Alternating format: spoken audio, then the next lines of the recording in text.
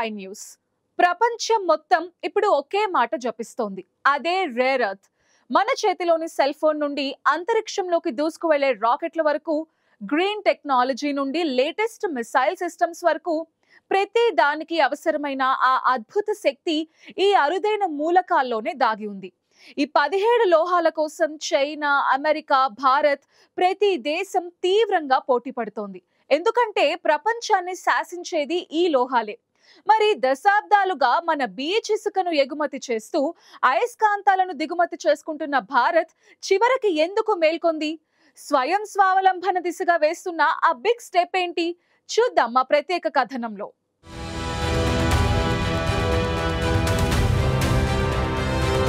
Just imagine, మన smart phone glass నుండి electric vehicle Motors వరకు, విండ్ టర్బైన్స్ రెక్కల నుండి ఎంఆర్ఐ యంత్రాల వరకు, క్షిపణులు, ఫైటర్ జెట్ల వరకు ప్రతి చోట ఈ రేర్ ఎర్త్ మెటీరియల్స్ అవసరం.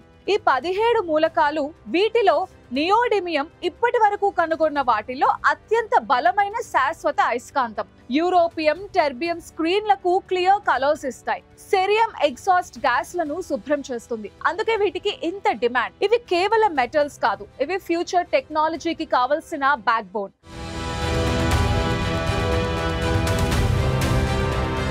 ప్రస్తుతం ప్రపంచ రేర్ ఎర్త్ సప్లైలో 60% చైనా తవ్వుతోంది, 90% శుద్ధి చేస్తోంది. అంటే ఈ కీలక టెక్నాలజీపై చైనా గుత్తాధిపత్యం నడుస్తోంది.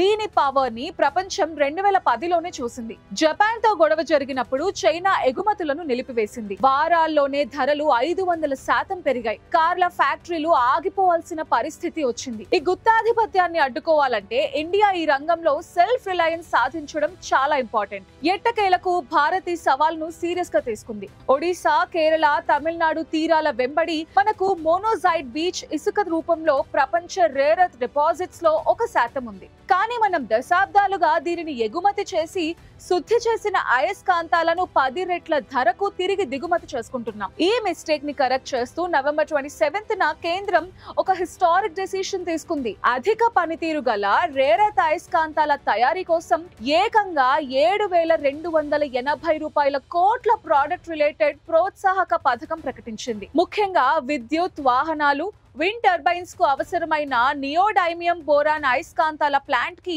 350 కోట్ల డైరెక్ట్ క్యాష్ ఇంటెన్సివ్స్ ఇస్తోంది.